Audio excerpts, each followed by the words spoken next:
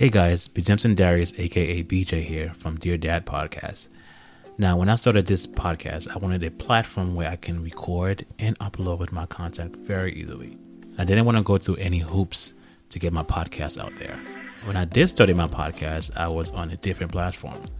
But after I was introduced to Anchor not once, not twice, but over 3 times by my close friends, I decided to give Anchor a try. I must say, I absolutely love it.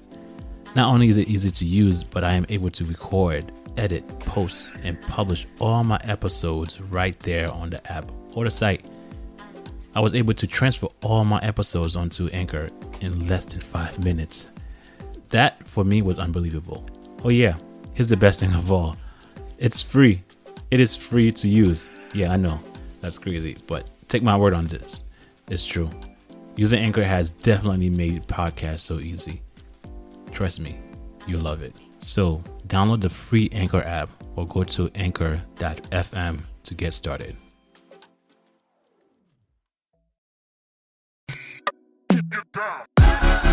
Hello, you beautiful people. Welcome to the Dear Dad Podcast. This is the place where we address dad dynamics and discuss personal experiences, stories, and poem submissions to help provide a platform for healing while simultaneously uplifting one another. Let's change the dad narrative all around. Let's go. Let's grow.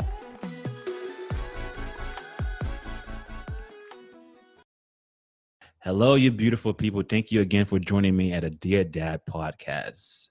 My name is Bjimson Darius, aka BJ, and today I have a wonderful guest. Listen, this guest I've been following on Instagram for a while. He's doing his thing. He's doing his thing for a while now. I've been monitoring him for a while. Ever since I started this podcast, there's a couple of people that I've been following, and the reason I follow them is because it's a relationship that they have with their family, with their child, with their wife, and I've been monitoring him for a while, and the fact that he accepted this offer for season 3, I'm so honored and blessed for his presence. But I'm not going to take any shine away from him. So I'm going to introduce you guys to D. Anthony Ward.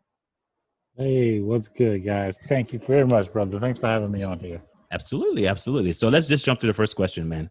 Tell me and tell the audience, who is D. Anthony? Well, D. Anthony is a dad. He's a husband, a millennial dad. He's a content creator, filmmaker, storyteller. And I like to say that I am the family historian, right? Because I like to document pretty much everything. I mean, you should see I have the terabyte service on my Google Cloud service because I film so much things. Like I take it upon myself to be that person that is the library just for our entire family. So anything that's going to happen tomorrow, the next day, in 20 years, we will have something to talk about because I've documented it and I've put it in safe storage. So I have taken it upon myself to be the self-proclaimed historian of the Ward family. Nice. I couldn't agree anymore because my wife and I would do that intentionally. We record as much as we can because we want to document as much as we can. It's not only for us, it's mostly for our son. Yeah. And also to look back to our family, enjoy it. But primarily right now, we're doing it because of him. We want him to look back and say, oh, mom did this. Oh, dad did this. Oh, I went to this place. I went to this location. So you have a pretty much a visual and audio journal of his life, right? And he's able to like say, oh, I went to Germany with my mom when I was like so and so years old with my dad. And now he's able to like know these things. So now he's just like, okay, now I can do these things. I'm able to like I've been to Germany. I can go to Germany. I've been to Europe. Let me go to Europe. I've been to Paris. Let me go to Paris. So it's a journey that he can just say, 1, I've been there, and 2, I can go there again. My parents have done these things. I can do it as well. So it's definitely something that we've been trying to do.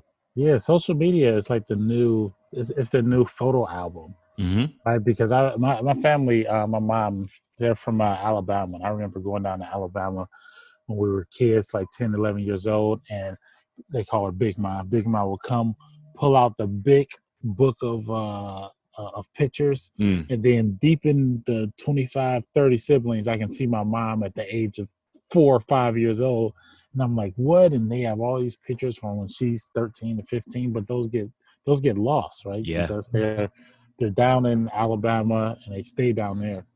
But now with what I'm doing, I'm just using Instagram as a public library to like house all of this kind of stuff.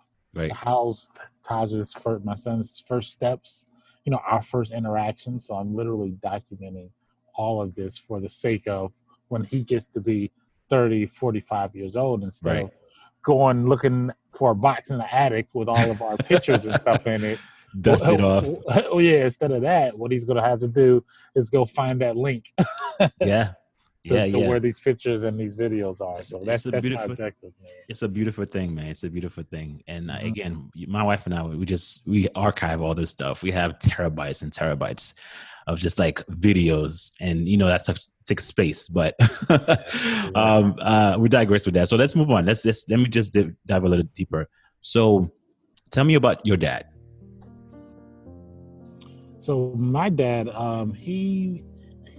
we have an interesting relationship. So he wasn't around growing up, or maybe I should say he was around, but he wasn't physically around. I knew where he was, right? But we didn't grow up in the house with him. Which some would argue that that's probably worse than him not being around at all. So he had a drug problem the entire time that I was young.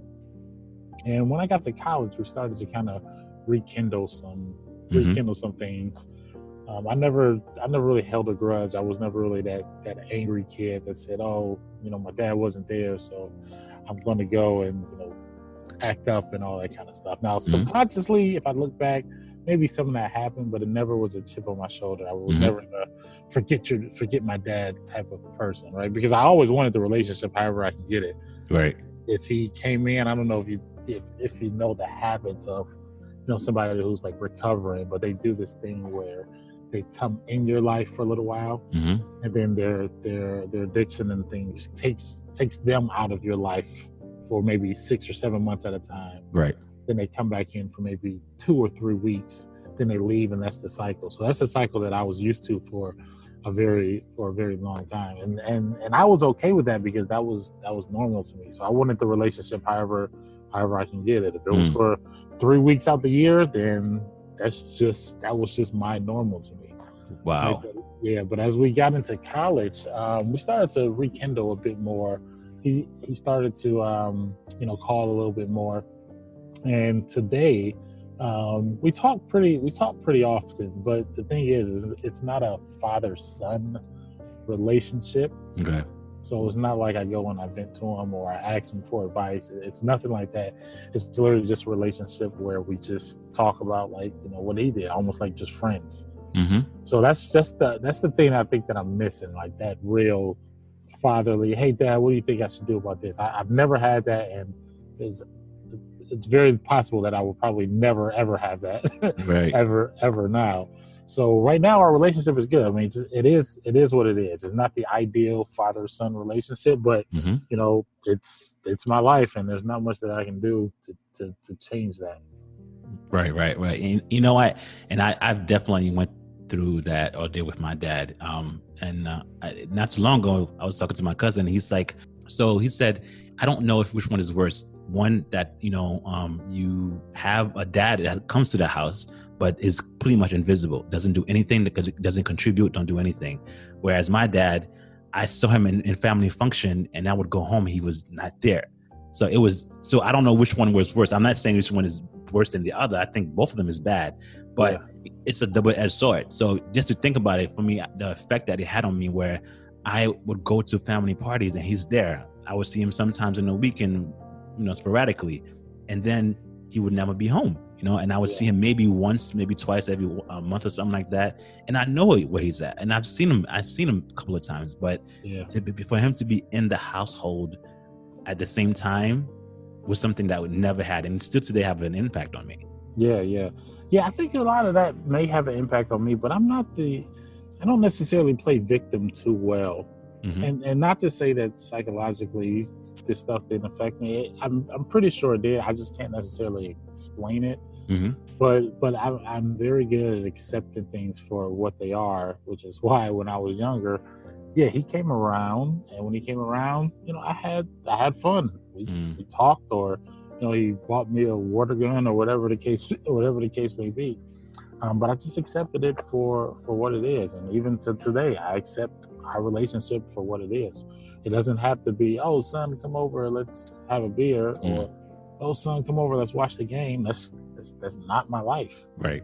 and it will never be my life. So, I just take what it is, and maybe some of the things that I do with Taj probably stems from not having that relationship. I think that I'll be naive to think that my enthusiasm as a dad today has not been influenced by the lack of father relationship from when I was younger. I think that there's probably a big influence that I can't necessarily explain because I'm not like a psychologist. But I think that if I were to bet, there's some kind of correlation between the two. Yeah, absolutely. I know one of my brothers was saying where he is, and I was trying to grab out to him, like, what is it? How is it just affecting you? And he was saying, you know what? All I can say is that I just enjoy the time that I spent with him. Yeah. The amount of time that I spent with him, even when I couldn't see him, I always longed to be with him. So even when he was not there, and I wanted him to be there, that's one of my half brothers. I wanted him to be there.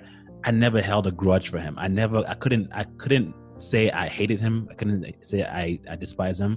But all I cared about was his presence. Whenever he was able to cater to me, come to see me, and was able to take me out to eat, that's all I look forward to. So that's all the memories that I've been holding on to, and it keep me positive, which is a different way of approaching that. And I think that's something that similar that you're doing as well, where you're not thinking about the negative. Just saying, you know what, I was able to see him for 2 days, for 3 days. I'm gonna take that, and I'm gonna take it for what it is. That's pretty much it. That's it, man. That's exactly it. Just whatever I get. This is what I got. So I can whine over it, or I can just go ahead and embrace what I have here and keep those. Absolutely. What are some memories or good memories you have of your dad? A lot of them, or all of them, are from when I was very, very little, and I think it's from that time where you're just so enthusiastic about everything. Like going fishing was one. I remember we went fishing. I feel like everybody like takes their kid fishing, and that's probably a memory that a lot of people have. But I remember because I think my grandfather was there, and I didn't know my grandfather very well either. And I remember catching a fish, or I remember throwing the rod in there. I'm not a fisher, so if there are any fishermen listening, I'm about to get all of this vocabulary incorrect. So I throw the rod in the lake. I'm from Cleveland, so this is Lake Erie. Throw it in the lake, and I remember reeling it in, and I got this fish, and I'm like mad excited. I'm like 5 years old, and fast forward to maybe about 4 or 5 years ago, I'm talking to my dad, and that's one of the memories that I brought up. I was like, do you remember when we went fishing when I was 5 and I caught my first fish? He says, yeah, you didn't catch your first fish. What do you mean? He said, I put that fish on the hook.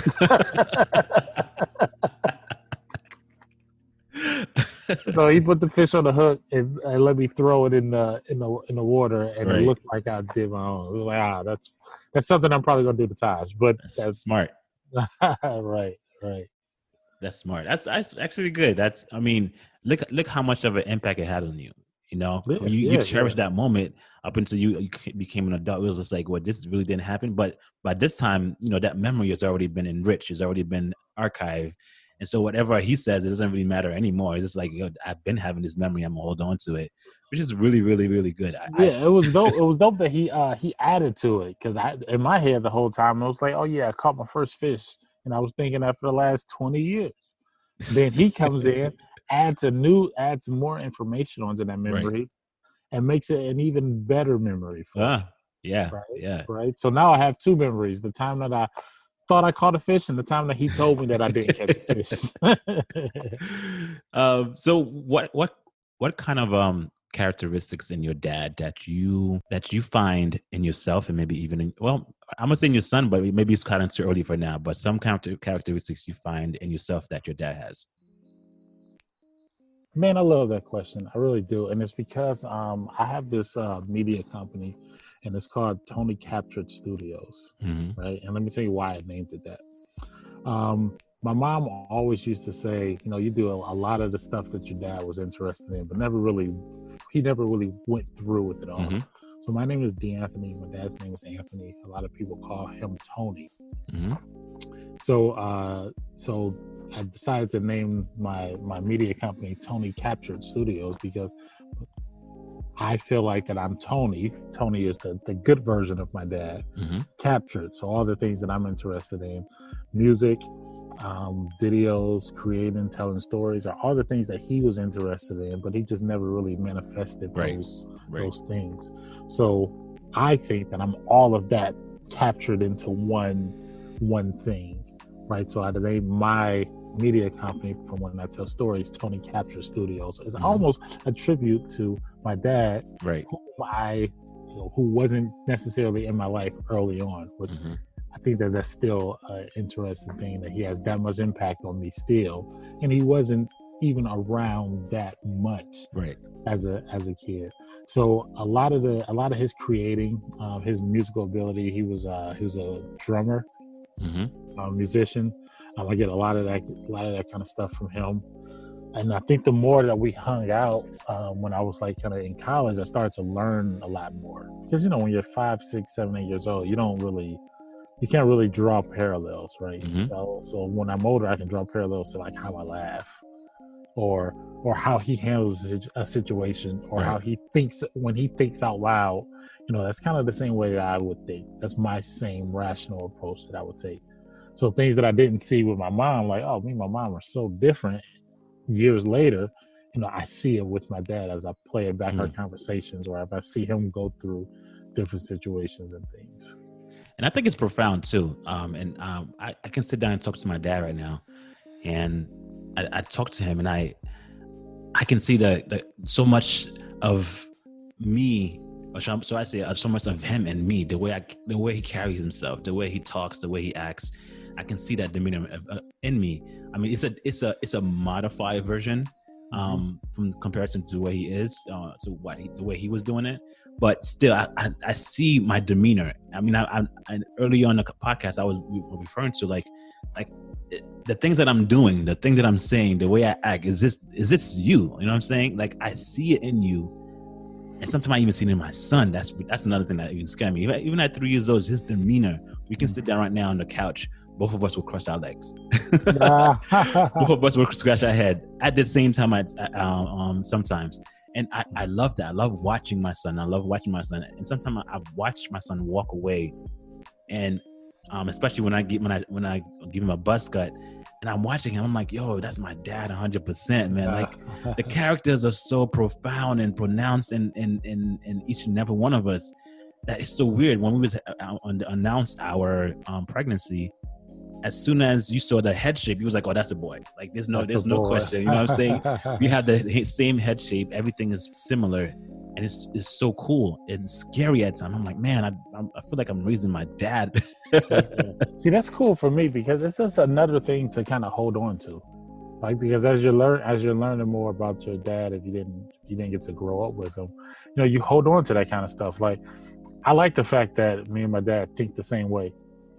Because if I have a thought, I'm like, oh, well, I got that from my dad. Right. And I like that, because I don't have very many things from, the time that he was kind of away. So everything that I learn, that I get, it's like I'm cherishing it more. So it's almost like I don't know if this is necessarily true, but this is what I'm thinking in my head. It's almost like I appreciate every single thing that I get right now. And I don't know. I think if I was younger and he was in our lives for a long time, I may have taken for granted a lot of the things that I may have seen with both of us. Right. You know what I mean? So if something happened where he was talking, and I said, "Oh yeah, he sounds just like me," I may not pay that much attention, because he's around all the time. Oh yeah, I hear that all the time. But now, since we have that bit of distance, I just kind of hold that a little bit longer. I hold that a little bit tighter. Yeah. I can see that. That's awesome. In comparison to then and now, what was the dynamic between you and your dad? I think the cut in for knowing that, okay, this is my dad, but we're not going to do father son things. I think that was a realization maybe after college. Mm-hmm. So before college or during college, I was thinking, okay, yeah, I can still, ask my dad questions and ask for help and guidance and all that stuff. It just was never an opportunity for us to really talk at that level. Right. Then when I got out of college, it was like, oh, okay, yeah, this isn't the type of relationship that we're gonna that we're gonna have. It's not that. So there was a immediate thought, a shift, and what I thought our relationship was going to be. It went from, okay, yep, we can have a father-son relationship. Yep. Nope. Now it's just kind of learning each other. Letting each other know we're there for them, like advice. He's just checking on me, seeing if I need anything, anything that he can help with. Right. So the dynamic changed a bit because of that whole situation. Okay. So you just said that, there's a lot of questions that you wanted to ask him, and you couldn't because of the relationship. Even back then where he wasn't around, when he came in and he came out, came and he left. If you had the opportunity and your dad was sitting in front of you right now and you had the utmost attention from him, right? Yeah. And you wanted to tell him anything that you wanted to tell him, what would it be? Oh, well, I've told him already. I've told him. The first thing that I mentioned to him was that I'm not mad. There's no grudge that I have. Because you see that a lot, especially like on TV and stuff. All movies depict like the angry black man that whose father wasn't around, and he's like, "Hey, F you, Dad. You wasn't there for me." Like, I know that that's probably what was in his head, just because of society. And my very first thing that I wanted to get across was, hey, that's not me. That's not this situation. Right. This isn't a movie. Right? I genuinely want us to have a relationship, and I don't hold any animosity. I'm not going to throw anything in your face. We're not going to get an argument, and I'm not going to throw a low blow and say, you weren't there for me. None of that. Right. And once we set that expectation, I think that his guard came down. Right. And he's able to talk as if, to learn more things about me, to express how he feels and not being walking on eggshells. Right. And I'm just a ticking time bomb waiting to blow up and say, well, you weren't around. So that was the very first thing that I wanted to do once I got of age to really like have the confidence to talk at that level, was to clear the air and be like, listen, there's no hard feelings. You made your decisions. I mean, it was bad for my mom, and I don't necessarily appreciate that. But at the same time, I mean, these are your decisions. You missed out on a lot of stuff, and there's nothing that anyone can do to replace any of that. But going forward, this is our relationship that we can have. Oh, that's awesome. That's beautiful. That's beautiful. And I encourage that, because I spoke about this, where as children, as kids, we sometimes need to just tell our fathers that we're sorry, and two, that we're proud of them. Yeah. Or it's okay. You know what I'm saying? It's okay. We don't need to hold on this burden that, when are you gonna ask me this question? Or I'm sorry that I wasn't there. Like, they carry this burden. I know my dad is still carrying it until we actually have a conversation. But there's so many like baggages that's being carried, not only by my siblings, but by my dad as well. So me having a conversation with him, I allow him to know that, you know what, I'm not holding, just like you said, I'm not holding any grudge against you. I'm not mad. I'm not upset. I just wanted to be there. On the same note, I took a time out and just like, I scheduled a meeting with him at his house. And before I left, I told him for the first time that I loved him. First time I loved him. And I was 37 years old. And the first time I ever told my dad I loved him. And that was the first time. And I can see the release in his face. I can see like, okay, like he can breathe again, because there was a lot he was holding on to. And as soon as I got that out, he was able to like let a lot of that stuff go. And I can tell, he even said, thank you for allowing me for saying those words. Yeah. You know what I'm saying that those little words, we feel like it's not much, but it means so much to a lot of people. We may not don't think it means that much, but some people are just looking for those words.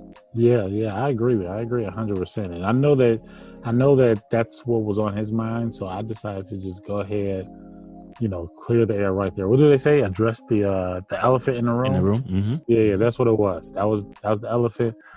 Get the elephant out the room, and now we can move forward. And we That's can move beautiful. forward with a clear mind. That's beautiful. That's beautiful. All right, so let's change the dynamic a little bit. Let's change the mood. Let's be a little bit more personal. All right. Tell me about dadhood. Dadhood, man, I highly enjoy dadhood, fatherhood. When Rachel when we found out that we were pregnant, the very first as soon as she peed on a little stick thing, I was on 10 from that moment forward. I mean, I didn't care, boy, girl, whatever the case may be. I was on 10, and I'm still on 10, which I think is crazy. I didn't have any of the sleepless nights and all that stuff. I mean, no, because I was just very excited. It was like it was like when it's Christmas the next day and you're about to play with all of your toys. Yes.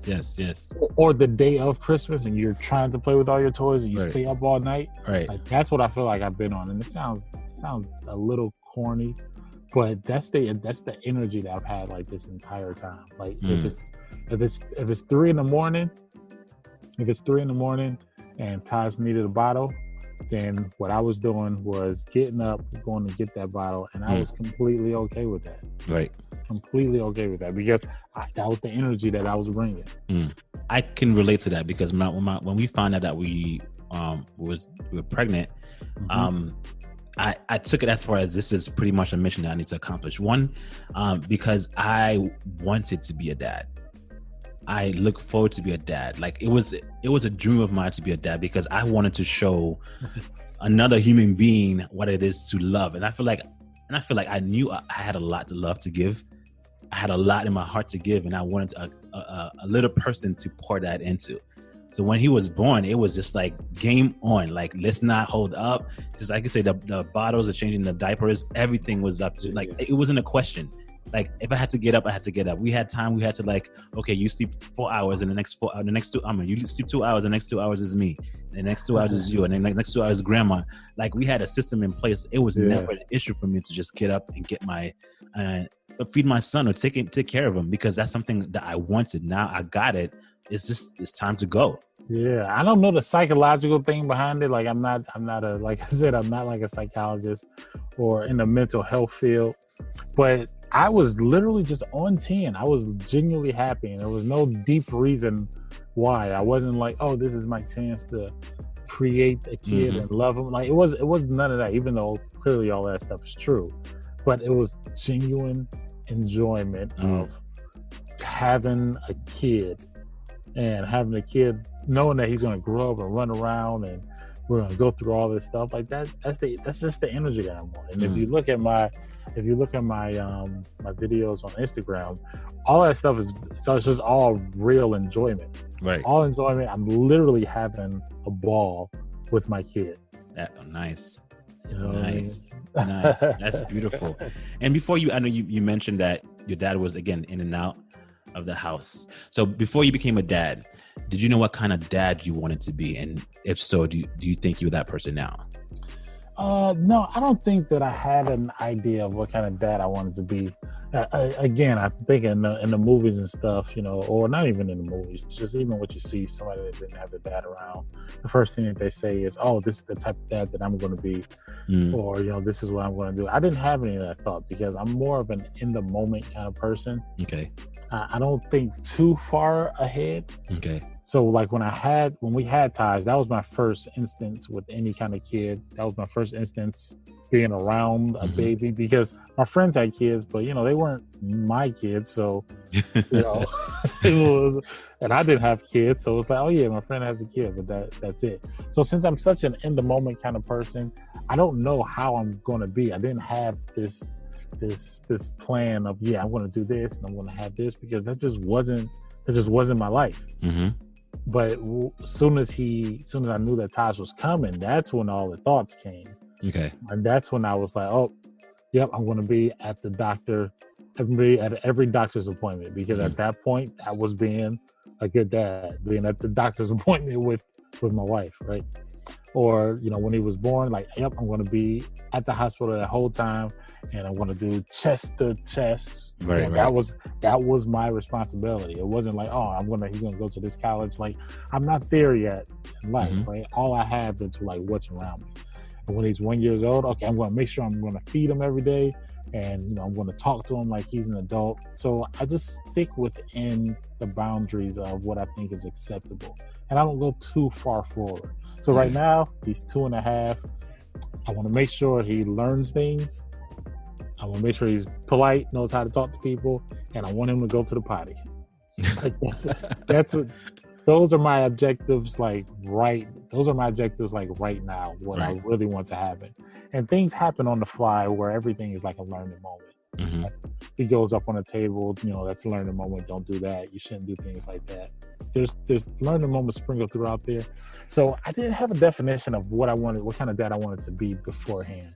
But every day as I'm going through stuff and I'm seeing, my friends with their kids, and we're talking about different kind of strategies, and I'm seeing what comes naturally to some of my friends with kids, and I see I want to implement that kind of stuff in my kid and vice versa. It's now when I'm starting to do like the grown and knowing what kind of dad that I'm going to be, just because that's just my mindset. Right. So what about when you became a dad? Was there anything you feel like you could have done different? Yeah, I think so. I think in a couple of years, I'll probably be able to answer that question much, much, much better. I think right now, when I look back, it's weird because he's so young and everything is acceptable right now, right?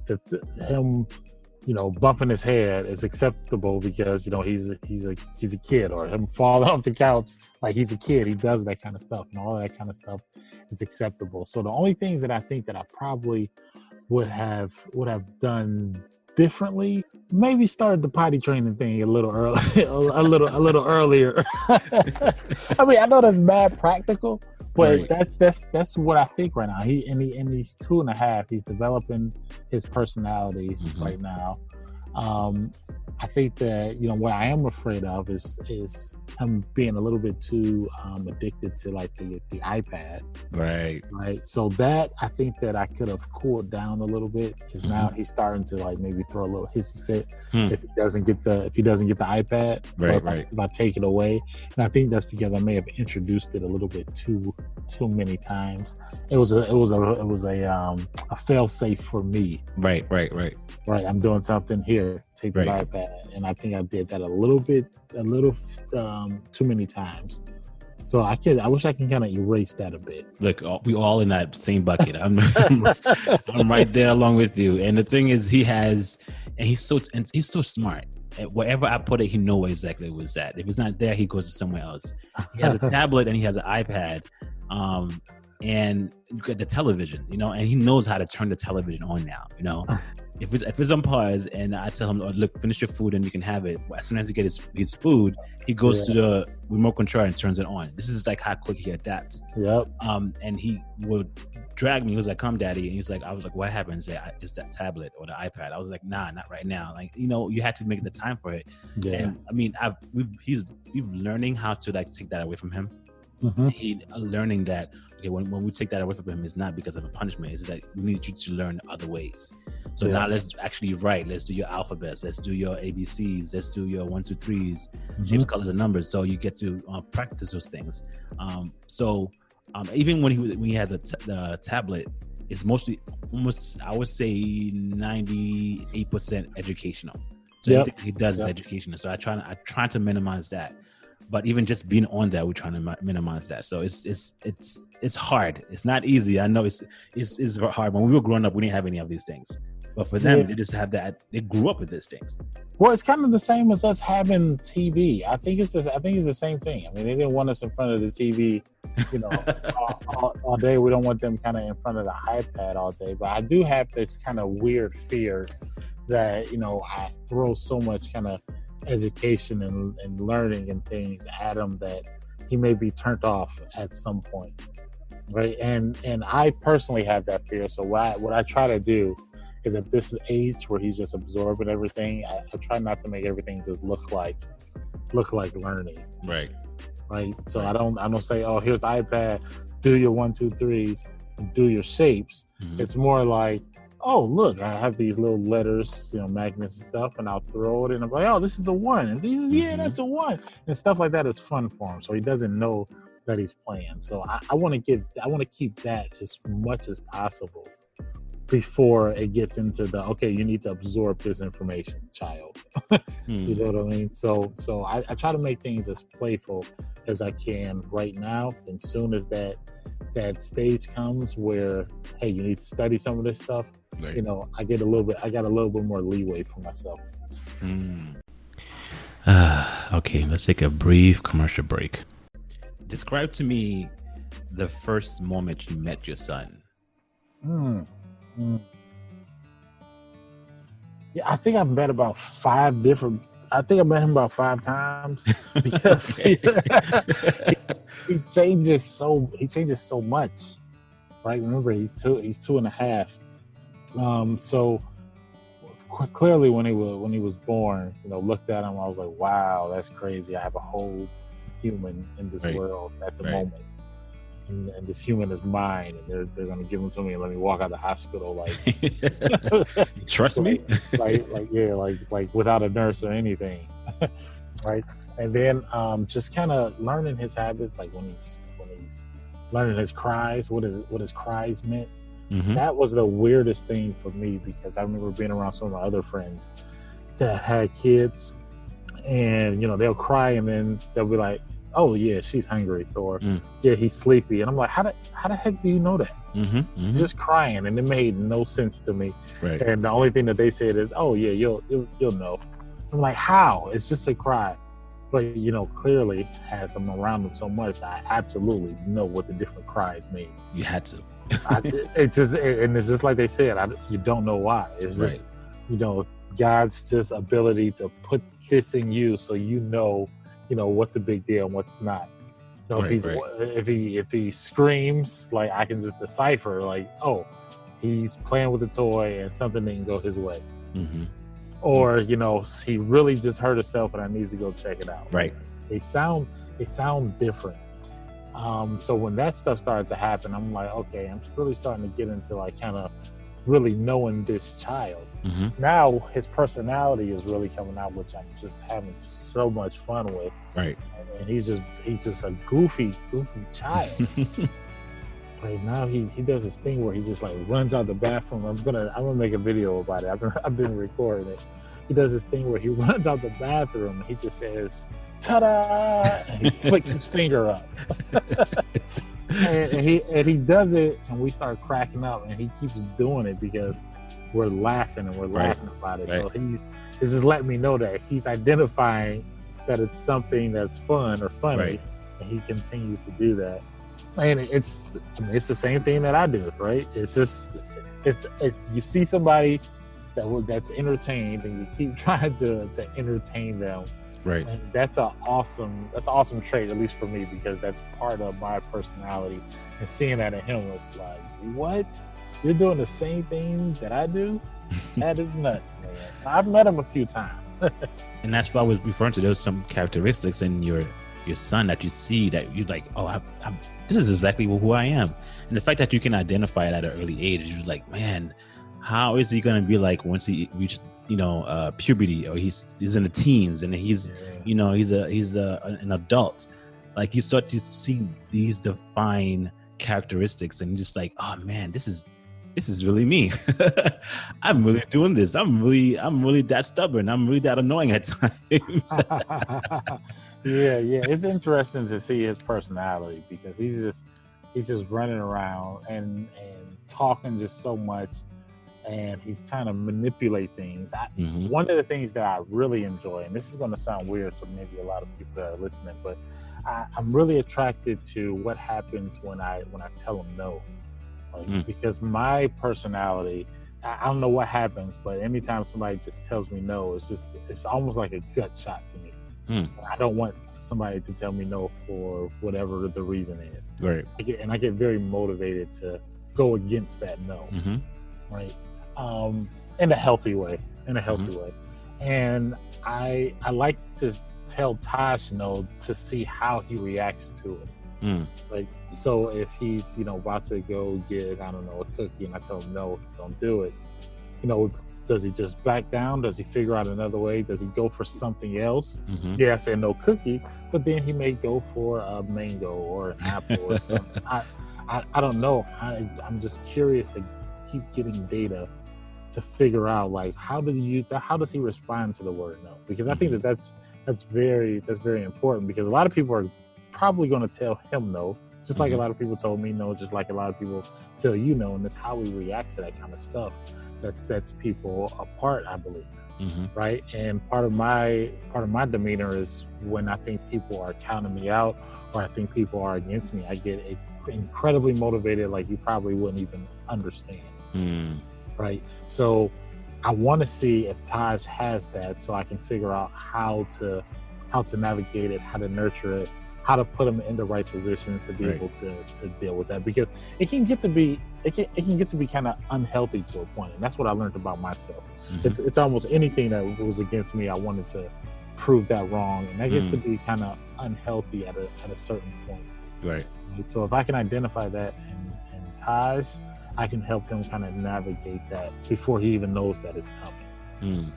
Yeah, it's a parenting skills, or it's a parenting curve that you have to learn. Because the thing is, it's the two of you guys, is you and your wife that's that's raising him. Since she has her own way of doing things, you have your own way. And I can relate to you when you're saying just the word no. I have such a negative vibe when somebody tells me that too as well. It's like, don't tell me no, just give me the reason why. Okay, don't do this. Okay, I understand now. Now you give me a better picture of why I can't do this. So that's what I try and do with my son now, because I know I don't like it. So I'm not going to try to push that on him. So instead of saying no, I said, I don't like this because, or this is not okay. This is going to make me feel bad. What did your parents do? Did your parents just tell you no, or did they give you an explanation? Nah. I have Caribbean parents. This is no. There's no explanations. Explanations for adults. Like, I say no, and that's it. There's no explanations. Caribbean parents do not care about explanations. So is that where you got that from? So were you like, hey, I didn't like that from my parents, so I'm going to give my kid a little bit more explanation. Like, why aren't you just telling your kid just no? Like, why not? You know what? Again, it's just parenting. I just can say this is the way. If I don't like something, why would I project it on somebody else? This is just my idea about it. Like, if I don't like you, the way you treat me or the way you talk to me, why would I take that same demeanor and then project it on somebody else? That's just how I see things. So instead of doing that, my parenting thing, I was like, I'm going to try to do it the way I feel like. If I don't like it, I'm gonna teach you the way I don't like it, so you can understand. I'm gonna give you a bigger picture, so you won't just see it is black and white, but it's just a whole lot of colors in there. So don't touch this, because one, I don't like it, two, you can get hurt. So if you don't listen to me, this is gonna happen. And this happened before. I was like, don't do it. If you're not gonna listen to me, I'm gonna let you test it, but I'm gonna educate you up front. I'm gonna let you test it. If it hurts, I told you it was gonna hurt. But that's the kind of lessons that I'm teaching my son, where one, I'm learning how to let go, but I'm also teaching him, I'm learning how to let go and just let him make the mistake at times. I don't have to correct him and be on him all the time. I'm just like, all right, go ahead. And the thing is, because of the way I've taught him throughout the years, he knows when he's doing something wrong. So before he does anything wrong, he looks at me and see if I'm going to react, to see if I'm going to say anything, if I'm going to not say anything. Like, he has this tendency of jumping on the bed. It's a thing. So before he jumps in the bed, he looks at me through the corner of his eye to see if I see anything. So he's reading my face. If my face says no, he gets down. If my face don't say anything, he just said, okay, I guess I can continue doing it. And then he would just like jump. I'll just say, go ahead, enjoy yourself. But if I feel like he's going to hurt himself in a way, I said, enough with that. You're going to hurt yourself. And he hears and he stops. So I give you more of an understanding and explanation before I can just say no, because no is just, it's a period without any explanation. So I want to give you a reason why I don't think this is okay. But again, granted, if you want to, by all means, just know that I warned you in the beginning. So what do you think about the whole do as I say, not as I do mantra? I do. I mean, I go by do as I say and do as I do as well. I try not to go against. If I say no, and do opposite. I try not to do that. You know, if I say I don't like the way this is being done, it doesn't because he's a kid that he's very observant. If you do something and he sees you get approval from us, he's gonna continue doing it. Just like your son, where you get out the shower and he gives you that finger, he's gonna continue doing it. So he gives you an affirmation. So when I don't give him that affirmation, he knows this is not something that he needs to do or continue doing. So he's gonna do something that's gonna please his mom and his dad. So he's gonna continue doing that. But when you see that he's not getting anything from it, he's gonna stop eventually. So I try not to go by where if I say it, I'm sorry, I try to go by if I say it, I'm going to implement it. This is and when I implement it, the entire house implements it. Both my wife and I implement it. It's not what she does and what I do is different. But it's like we have to be united. If not, he's gonna break us. Yeah. Exactly. Gotcha. Yeah. So that's just how it is with us. So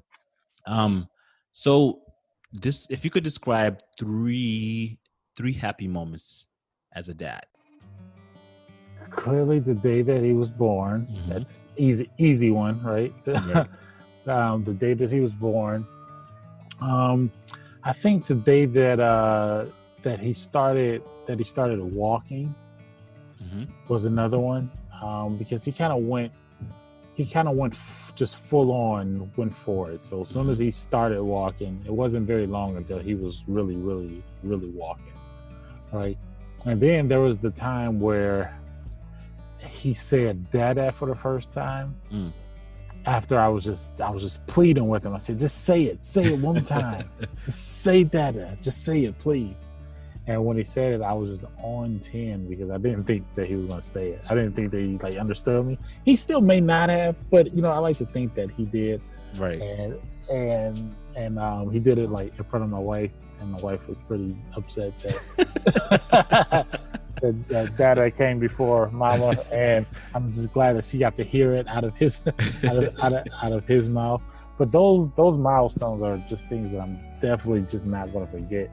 Where number one, I'm not gonna forget them because I've recorded all of them and put them on my hard drive.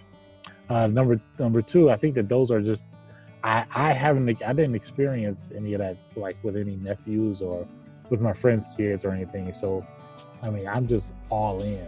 Every experience that I've seen on television, every experience that I've seen with my kid or seen with my friends with kids, I'm just excited to be a part of all of that. So those three things are extremely embedded in my head because they're so monumental, in the first couple years of life, right? I remember exactly where I was, I remember what I had on. I actually wrote it all down because it was super strange and weird like that. I like to do things. And I think one day, if I tell that story, I want to describe what the weather was that day. I want to describe what I had on, what state of mind that I was in. Right. I know it's very, very strange, but that's what I've done. Absolutely. Beautiful. So before we wrap up, I have two more questions for you and I'll let you go. And this one is going to be more, let's get you to think a little bit. Thinking in the future right now, maybe 10, 15 years and now, 20 years, how do you want your kid or your kids to remember you? I want them to know that I want them to think that I always provided some kind of value, some kind of lessons. That's the big thing, that they learned things from me, and I don't necessarily need them to know that they're learning it when they learn it. I just needed to hit. I'm okay with it hitting them like a ton of bricks at one point. Okay. Where they're 20 years old, 25 years old, and they're going through life and they're fixing things, or they're strategically going about something, and they sit down and they say, "My dad showed me that." Oh, and my dad showed me that. Right. Actually, my dad showed me a lot of things, or habits that they have. Maybe my wife or friends of the family comes and tell them, "Hey, you got that from your dad," or your dad does that. I just want one day them to see that I've spent so much time with them that everything about me has been literally poured into them. Right. And they may not have known it until they got of age to really understand that that's what happened. Right. And what that does for me is that puts them in a position to do the same thing with their kid. Right. There was something that happened with my dad where, you know, there's some kind of disconnect where his legacy kind of changed when it got to me and my brother. Right before that, it was a lot of violence, a lot of drugs, a lot of, you know, alcohol and all that kind of stuff. But when it came to us, you know, we kind of changed things up. So in my eyes, from me forward or me down with my kids and my kids' kids, I mean, it's a whole new generation, and I get to mold it however I want to mold it. And what I want to do is leave the kids with not just memories, but like skills. Right. And let them know that the things that they learned were from me. And it wasn't like okay, today's Tuesday, it's a lesson day. Every day you learn something. Right. So you do the same thing with your kids, and then they'll do the same thing with their kids, and that's how you create good humans. Yes, absolutely. So as we're wrapping up, there's a lot of fathers out there, a lot of new dads to be, and starting this new journey in dadhood, and not knowing what to do or what to expect, and what to look forward to. What kind of message do you want to leave with the dads out there? So for the to-be dads, or for the young dads, or the stressed out dads, or whatever kind of dad category you kind of put yourself in, I think the best thing to do is just to live life slowly. Right? I think that you know, we can get wrapped up with work and all of that, and get wrapped up into and really being focused on like the things that we kind of want to do. But I think that if you just live very slowly, and, you know, take the long walks with your kid, or let them sit on your lap a little bit longer when it's time to go to bed. You know, let them climb on your back just a little bit more while you're watching TV. I think stuff like that, and actually being present in that moment and say, wow, my kid is climbing on my neck right now, and internalizing that. I think that internalizing those things and living slowly like that will just benefit you more in the future. And you build that library of memories. Right. Oh, that's beautiful. That's awesome. And that's something always to look forward to, because I mean, a lot of dads out there, sometimes some of them, they don't know what they are getting themselves into. And I'm always encouraged that if you're choosing to be a dad, one, be intentional. Whatever that you do, and anything that you do, be intentional, because there's always somebody's watching, and two, your kids always pay attention more than you think they are, right? So always be intentional with with all your actions, with your wife, with your kids, because you never know who you can impact. You never know what life you can change through your actions, right? Even through your words as well. So you need to be very, very careful about that. And I just want to and I'm happy that I reached out to you and you answered to my call as far as being there, because I see what you're doing. I see what you're doing. You're doing what you need to do as a dad. And the reason why I reach out to you is because I'm using you as well as an example. The things that you're doing, the way you go about your son, the way you care for him, the way you love, all that stuff. Like when I say there's a lot of people paying attention, and definitely me, there is. So that's why I say be intentional with your actions. The things that you do, the stuff that you post, it matters. It shows that, you know, a dad in the child's life matters, and all that can without a dad, it changed the whole dynamics, the whole formula. Sometimes it breaks apart, right? So I've reached out, and I want to just say thank you so much for telling me your journey. Thank you for allowing us to hear your journey and the positivity that you've encountered, for having a great outlook in life, and sharing all that, you know, it is to become a dad. You know, again, I said be intentional, because it really, really makes a difference in every child life that you have encountered. Yeah, bro, I 100% believe that. And I think that just real fast, you know, I was very excited to be a dad, very excited. So once I get excited like that, there's very little things that can discourage me or anything. But you know, everybody's not like that. Some people that become a dad, you know, it's terrifying. It's a terrifying thought, right? And I don't want to discount those people either. Because yes, I have a level of excitement that's just out of this world. But I also realize that not everybody is like that, and some people need to get in the correct mindset beforehand, before they have a kid, and that's whether that's talking to your friends, talking to your parents, talking to a therapist, and getting yourself together and making sure that you're good before all of this is about to happen. Because it could be life changing. Like I said, for me, it was a awesome adjustment because it just fit my personality so well. But that may not be the case for everybody. It may be a very drastic switch from hanging out, doing whatever you want to do, to now 100% of your attention needs to be focused on this kid. So I think talking to whoever you need to talk to beforehand, get it mentally right, before your kid comes or before you decide to have a kid is very important too. Absolutely. And like I said, there isn't no guidelines for being a dad. There isn't, because every experience is different.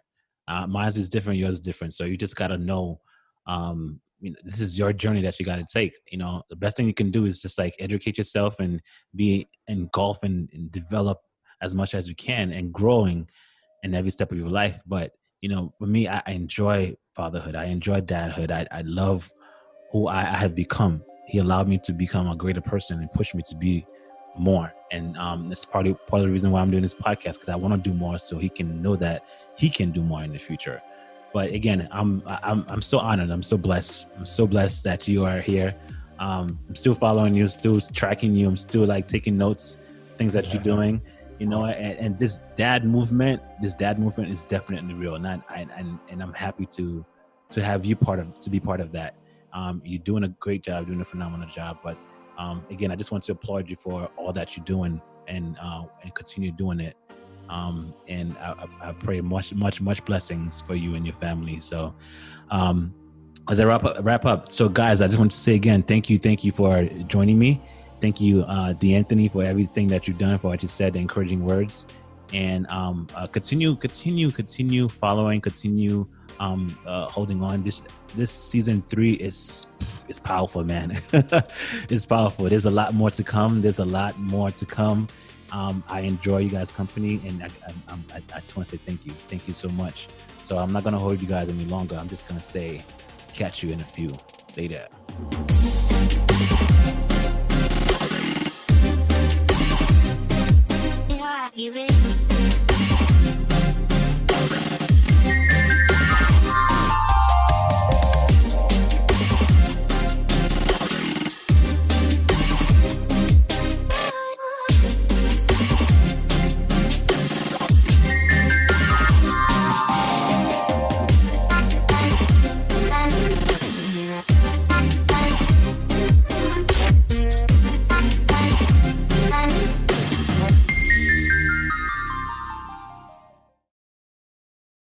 For more Dear Dad podcasts, visit Apple Podcasts, Stitcher, or wherever you listen to your favorite shows. Make sure you check Dear Dad Podcast on your favorite Instagram social media platform at Dear Dad Podcast. Catch you later.